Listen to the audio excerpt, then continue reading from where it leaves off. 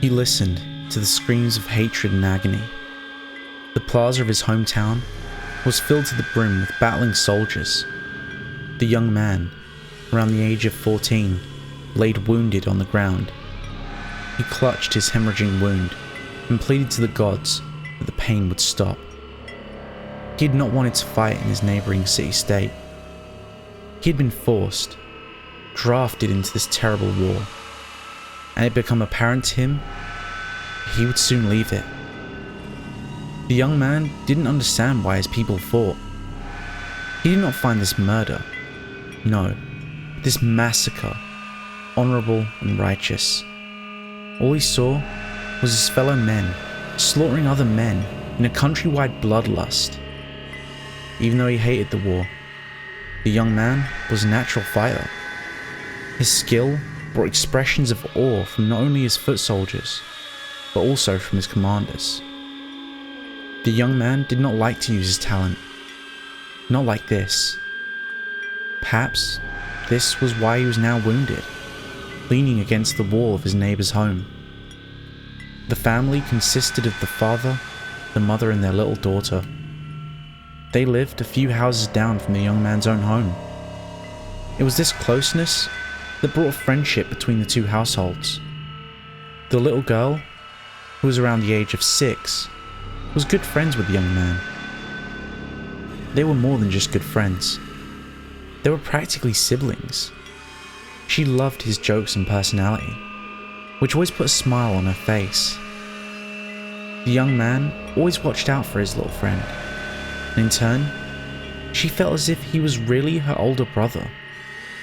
In reality, the girl had an older brother.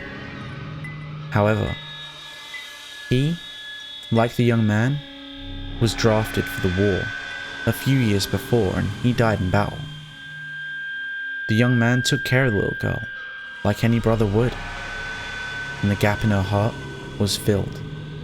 It was this very little girl whom an enemy soldier had picked out from the fleeing crowd of pedestrians. She struggled, cried and screamed in a vain attempt to escape her captor's grip. When the young man saw, he had jumped into action, tackled the soldier and released his little friend from the soldier's hands. As the girl ran away to the safety of her home, the young man struggled with the soldier.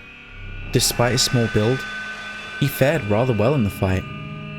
But since the young man had no intention to fight and kill anyone, he drew no weapon, and instead was stabbed in the stomach by the enemy's sword. With having inflicted a fatal wound to the young man, the soldier let him slide off his blade and crumble to the ground before proudly walking back into the fray.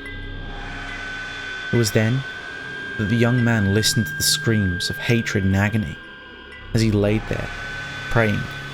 He realized that no matter what happened, he would die. This was the end of him. The first thing he lost was his sense of hearing.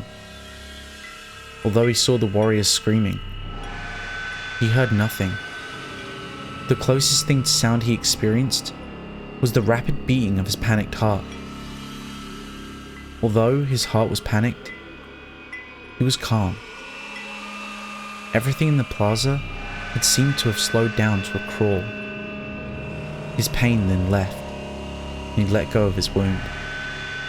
He felt his bloody hand get lifted, and he turned to see his little friend mouthing his name over and over, tears streaming down her face. He lost his sense of touch immediately after, but he could tell that his friend was shaking him in an attempt to get him to respond. The last thing he lost was his vision. At first, everything grew blurry, but then all the light seemed to be draining out the sky. Knowing time had come, he looked at the blurry figure of his panicked friend, and with the last of his strength, he smiled. Everything will be fine. Then, everything was gone. The young man felt his senses slowly returning to him. First came touch. He wiggled his fingers and toes, and from what he could tell, he was lying on some sort of fabric. Then came his hearing. The sounds of a waterfall in the distance filled his ears. It was relaxing. Then came his sight.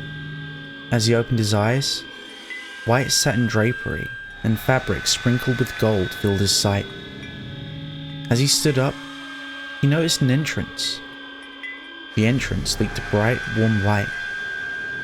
As he walked towards the light, he began to ask questions. Where was he? Where was he from? Who was he? Although he remembered sensations like happiness, sadness, and anger, the rest of his mind was a blank slate. It was as if he was renewed, reborn, where his previous life was nothing but an insignificant part of a forgotten piece of history. Outside, everything was made of glorious marble, with greenery and waterfalls strategically placed. The landmass he stood on, like all the others, were nothing but floating rocks with nothing to support them. He stopped walking along the cobblestone road and looked at the group of people in front of him. They all looked at him with eager expressions, as if they were waiting for something to happen. Sure enough, a tall lady stepped out of the crowd and walked up to the young man.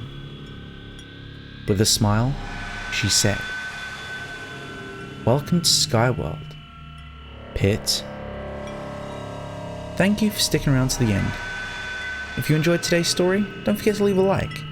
And if you want to hear more stories like it, don't forget to subscribe and click that bell icon. That way you'll never miss a story. Oh, and if you haven't already, don't forget to follow me on Twitter so you can keep up with the latest goings on the channel.